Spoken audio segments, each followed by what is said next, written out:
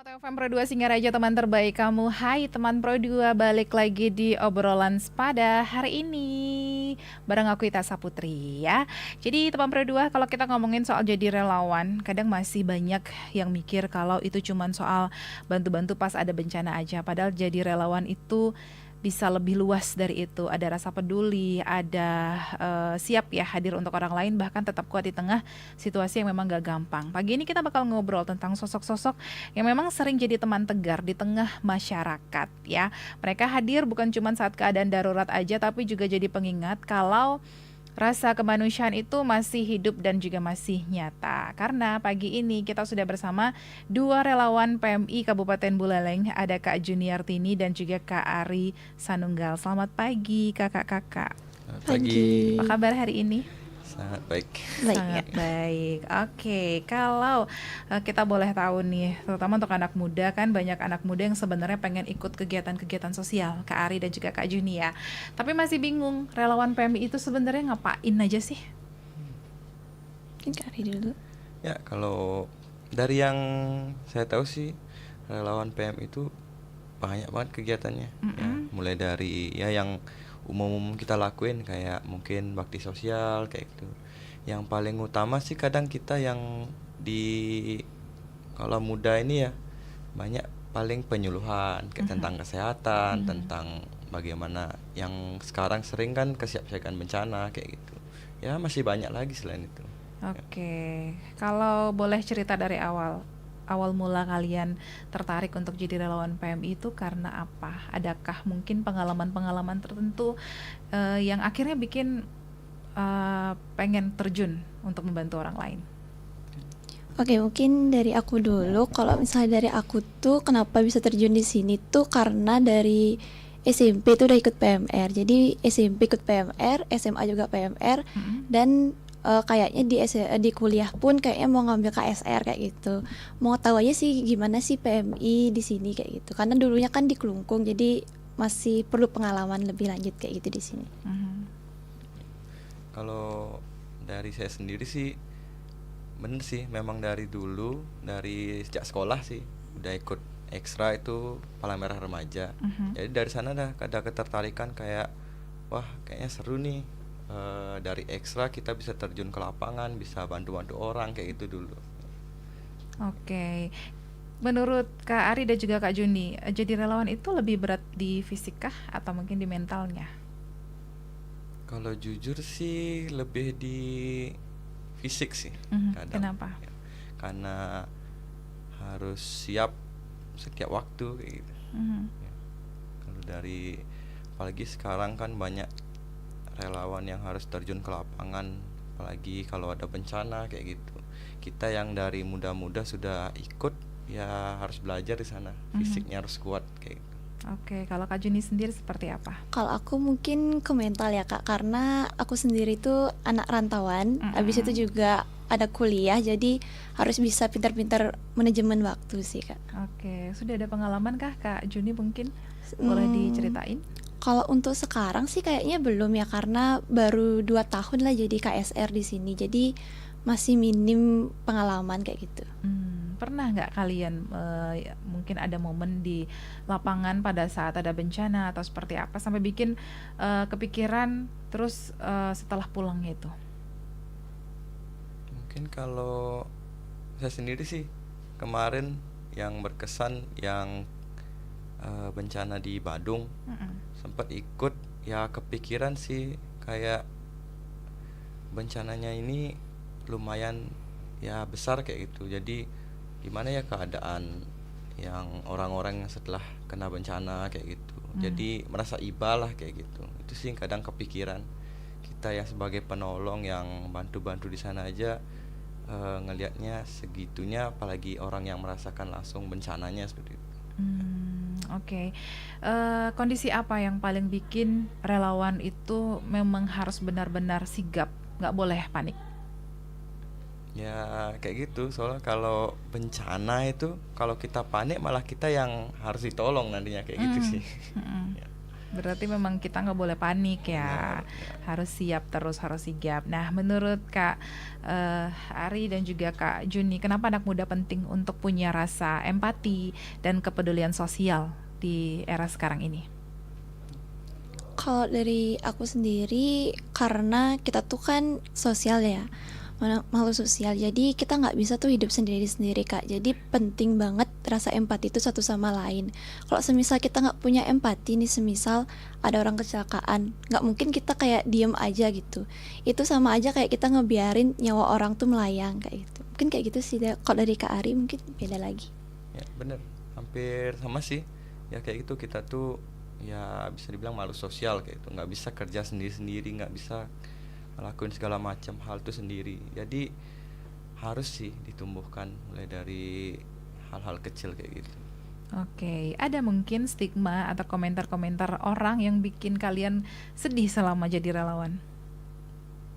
Mungkin sampai saat ini sih masih belum ada sih ya, karena ya mereka melihat kita sudah terjun di lapangan, sudah membantu, kadang ya mereka ngelihatnya masih bermanfaat sih. Ya. Oke, dan pasti akan terus bermanfaat seperti itu. Nah, teman Pro 2, ternyata jadi relawan itu bukan cuma soal hadir untuk membantu orang lain, tetapi juga tentang bagaimana kita untuk belajar kuat, belajar peduli, dan belajar jadi manusia yang lebih peka sama sekitar kita. Masih banyak cerita serunya dan pengalaman dari Kak Juni dan Kak Ari juga. Jangan kemana-mana, dengerin terus obrolan sepada hari ini.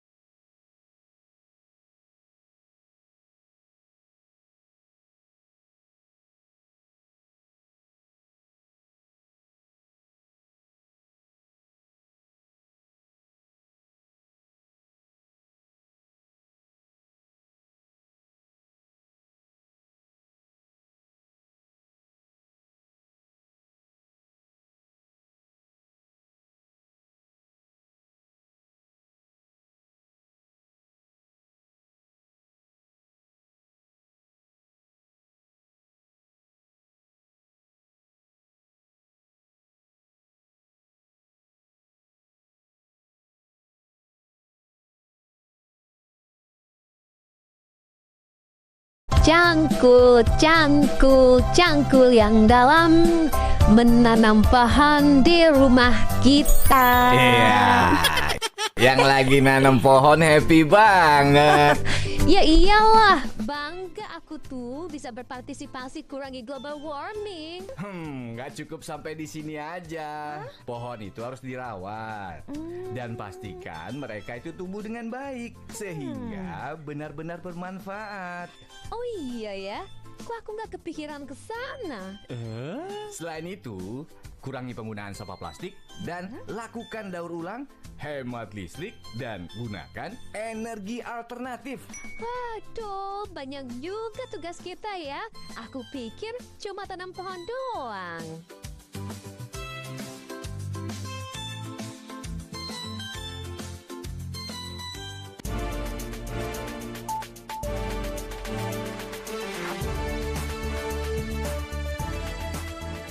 Kecelakaan bisa terjadi kapan dan di mana saja.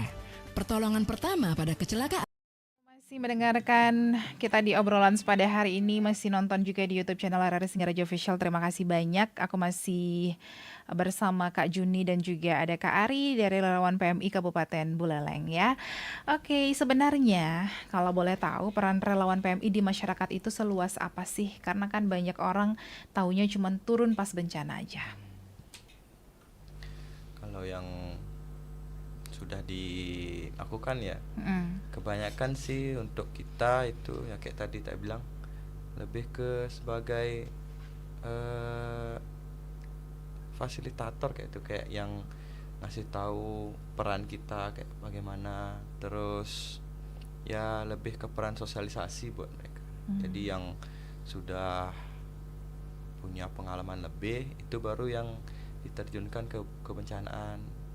Mungkin kayak yang paling ditahu kan di masyarakat, relawan atau enggak ke PMI itu lebih condong ke donor darah aja.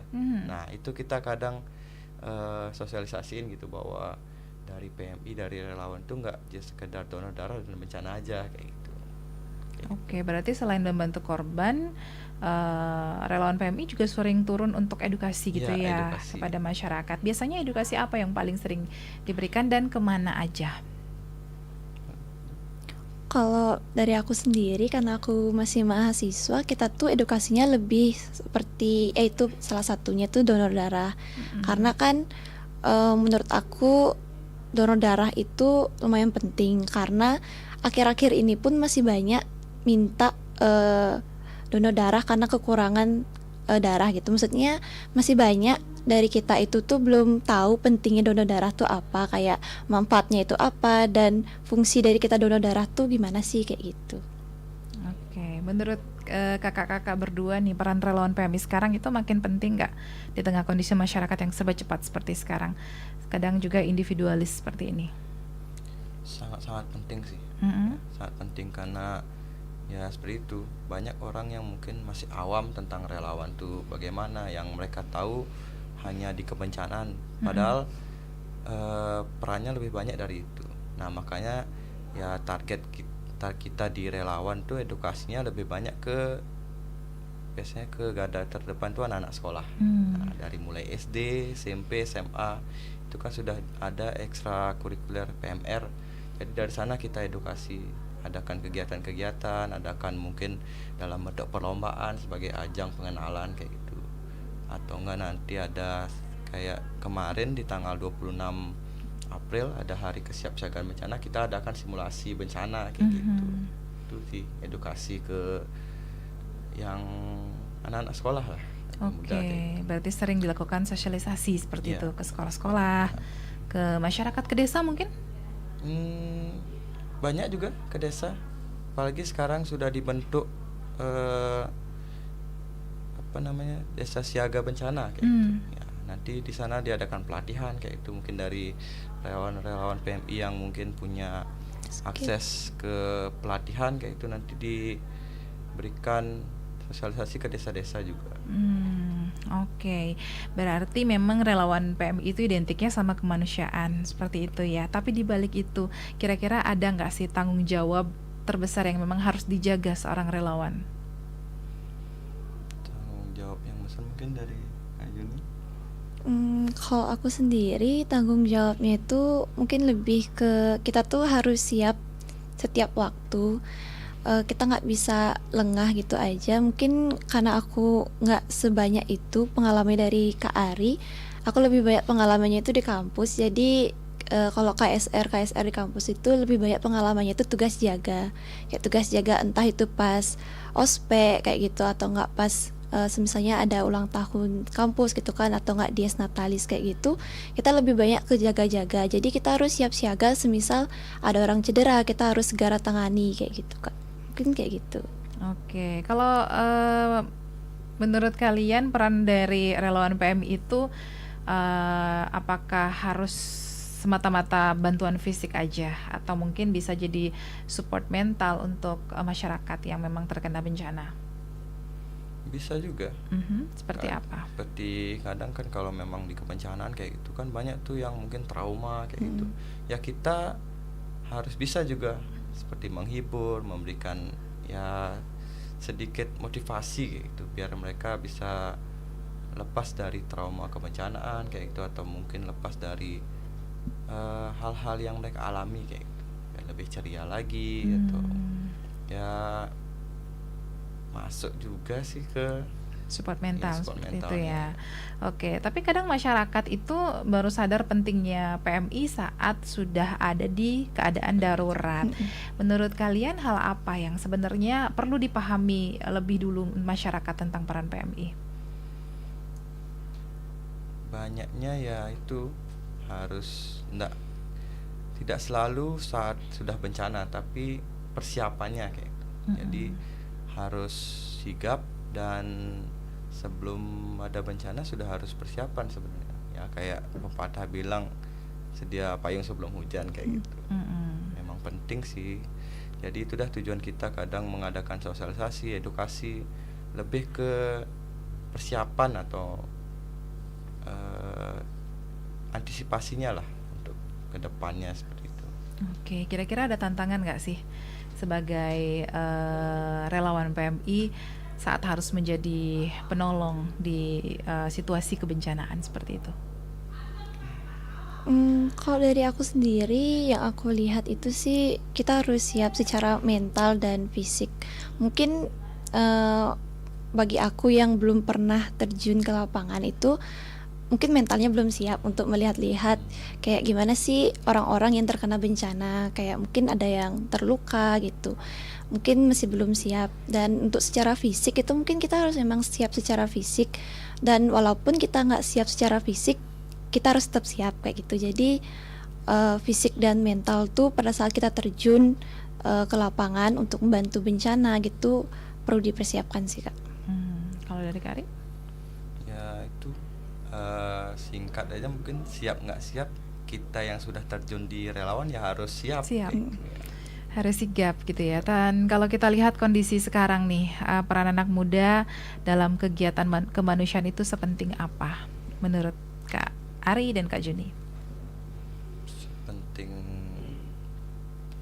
ya, karena akhir-akhir ini banyak bahasan tentang kebencanaan, ya sangat-sangat penting, apalagi sebagai antisipasi semisal kejadian, ya moga-moga nggak kejadian, tapi ya itu antisipasi awal itu lebih penting kayak gitu.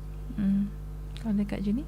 Kalau aku itu juga sama kayak Kak Ari, itu penting. Dan menurut aku sendiri bencana itu nggak selalu datang dari bencana alam, bahkan dari yang dari sekitar kita. Kita bisa sebut juga kecelakaan itu sebagai bencana, karena kan kecelakaan itu tuh nggak terjadwal ya Kak, nggak terjadwal di kalender. Jadi ketahuan kita tentang pertolongan pertama itu menurut aku penting banget, karena bakalan kepake di mana aja. Walaupun kita nggak tahu pertolongan pertama kepada korban pada saat kecelakaan, setidaknya kita bisa bantu dengan menelpon ambulans gitu. Jadi tidak membiarkan korban begitu saja. Mungkin gitu Kak. Oke, kalau dilihat mungkin di kampus seperti apa sih anak-anak muda saat ini? Apakah tertarik untuk mengikuti edukasi seperti itu, sosialisasi, atau mungkin banyak juga yang tertarik untuk menjadi relawan PMI? Kalau aku lihat dari kampus itu mungkin peminatnya masih sedikit ya Kak, karena menurut aku sendiri yang aku lihat itu mahasiswanya lebih condong ke akademi aja. Jadi untuk seperti menjadi relawan itu mereka perlu apa ya istilahnya membagi waktu mereka. Jadi ada kesusahan tersendiri untuk mahasiswa itu mengatur waktu antara belajar dan menjadi relawan PMI semisalnya, karena yang seperti dibilang Kak Ari sebelumnya, relawan PM itu kegiatannya lumayan padat gitu. Jadi kita harus bisa ngatur waktu sendiri antara di kampus gimana, kuliah gimana, habis itu kalau keluar menjadi relawan PM itu juga gimana. Jadi peminatnya emang sedikit, tapi kalau misalnya kita memberikan edukasi yang kayak dibilang sama Kak Ari pas tanggal 20 April ya, 26 April itu pas siaga bencana, kayak simulasi itu mungkin banyak, karena itu menurut aku sendiri memang penting. Oke, makna teman tegar yang paling relate dengan peran relawan PMI itu apa? Ya harus siap siaga setiap waktu. Kita sudah punya beberapa pertanyaan yang masuk di WhatsApp di 0811399154. Selamat pagi Kak Juni dan Kak Ari. Kalau mau jadi relawan PMI harus punya kemampuan khusus dulu nggak sih? Kalau kemampuan khusus sih bisa dilatih ya. Kalau kemampuan yang seperti mungkin yang lebih tinggi seperti pertolongan pertama atau hal yang seperti pelayanan ambulan ya ada pelatihannya. Memang Oke. harus ya dilatih dulu sebelum bisa terjun ke lapangan kayak gitu. Oke, pertanyaan selanjutnya, Kak, selama jadi relawan keluarga pernah khawatir nggak kalau Kakak turun langsung ke lapangan? Kalau aku sendiri mungkin karena gimana ya, tugasnya itu masih di sekitaran kampus, jadi ya orang tua masih fine-fine aja kayak gitu. Selagi ya memang ada yang bisa jagain dan bisa emang jaga diri sendiri tuh oke. Oke. Kalau dari saya sendiri ya terkadang ada pasti dihubungin dah. Ini kegiatannya kemana? Apalagi kadang kan jauh kayak itu tiba-tiba menghubungi. Apalagi kalau ada kebencana itu kan kegiatannya mendadak tuh, Iya. langsung ditugaskan. Silakan ikut membantu di tempat A kayak gitu. Jadi ya kekhawatiran itu pasti ada. Tapi selama kita bisa menjelaskan, kita bisa memberikan ya kayak tadi tuh edukasi, nggak aja harus ke orang lain tapi ke keluarga sendiri juga bisa, ya masih aman. Oke, satu pertanyaan terakhir. Kak Ari dan Kak Juni, bentuk kepedulian paling sederhana yang bisa dilakukan anak muda sehari-hari itu apa sih? Kepedulian, menurut aku kepeduliannya itu bisa paling kecil ya, sangat sederhana tuh menanyakan kabar. Karena yang kayak kita bahas sekarang itu mengenai teman tegar atau yang paling umum di generasi sekarang tuh support system. Jadi menurut aku support system tuh bisa aja dari hal terkecil kayak menanyakan kabar tuh gimana hari ini, apakah sehat atau lagi bad mood kayak gitu. Jadi nggak sekedar kita membantu seperti di kebencanaan, tapi untuk hal sekecil itu pun kita masih bisa lakukan kayak gitu. Oke. Kayak mungkin di lingkungan kayak tadi dah, di lingkungan keluarga gitu, menanyakan keadaan di rumah kayak gitu. Apalagi kadang yang suka seperti Kak Juni yang merantau kayak gitu, pasti kan gimana kabarnya di rumah, gimana kabarnya teman-temannya di rumah kayak gitu ya. Itu udah bentuk kepedulian seperti itu ya. Oke, nggak kerasa udah mau jam 8:30, sudah lewat bahkan. Mungkin yang terakhir yang ingin kalian sampaikan untuk teman Pro 2 yang lagi nonton ataupun lagi dengerin hari ini. Kalau dari aku sendiri, bagi teman-teman yang sedang menonton untuk hari ini, itu kita di PMI nggak aja tidak hanya menawarkan jasa seperti pelayanan ambulan atau pada saat kalian terkena bencana, namun seperti yang tadi aku bilang, itu kita bisa melakukan hal terkecil seperti menanyakan kabar atau yang lain-lain itu bisa saja, karena kita di sini mungkin masih banyak ya teman-teman kita tuh yang seumuran, jadi kita teman sebaya, nggak ada gap untuk kita untuk bersenang-senang atau yang lain-lainnya. Mungkin dari Kak Ari? Mungkin itu aja sih, benar. Jadi jangan menganggap kita hanya ada di kebencanaan, ada di kegiatan-kegiatan donor darah kayak itu, tapi sebagai teman kita juga bisa, support system bisa. Oke, wah teman Pro 2 nggak kerasa obrolan pagi hari ini kita jadi belajar ya kalau jadi relawan itu bukan soal jadi pahlawan besar, tapi soal mau hadir dan peduli untuk sesama. Kadang hal sederhana seperti membantu, kayak tadi menanyakan kabar, mendengar, atau sekedar ada untuk orang lain ternyata bisa sangat berarti juga. Kak Juni, Kak Ari, terima kasih banyak waktunya hari ini. Terima kasih juga untuk kamu yang sudah ikut bertanya, sudah mendengarkan ataupun sudah menonton. Jangan kemana-mana, sampai ketemu lagi di obrolan sepada berikutnya.